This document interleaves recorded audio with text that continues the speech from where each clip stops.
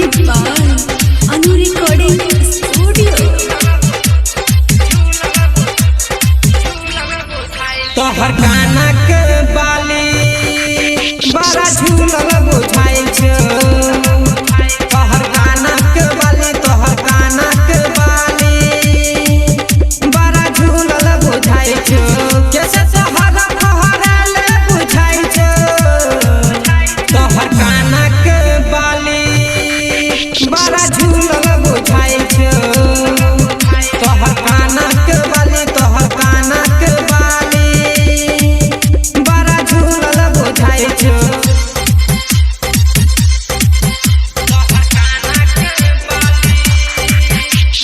DJ Smith Satish Sunaina.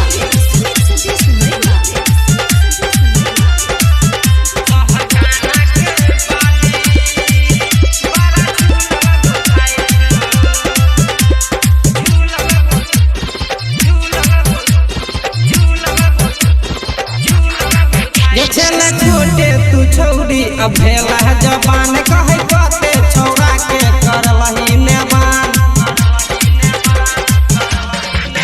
चले छोटे तू छौरी अब भेला जवान कहे कते छौरा के करलही नेवान। जिला मधुबनी हिलबै छ, काटी बाजार हिलबै छ, सब छौरा के देख के जन होटलाली लगबै छ। तोहर जवानी है गई सुपर लागई छ। तोहर काना के बाली बड़ा झूलल बुझाई छ। तोहर काना के बाली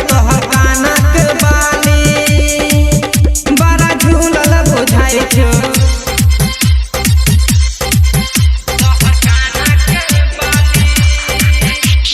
डीजे स्मिथ सतीश सुनैना।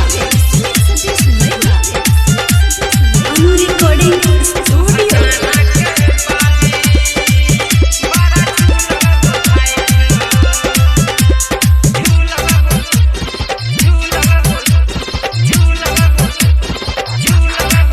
पहले कहे छला तू गे हमरा लबर, तब छोड़ के तू गेला गे दूसरा के घर।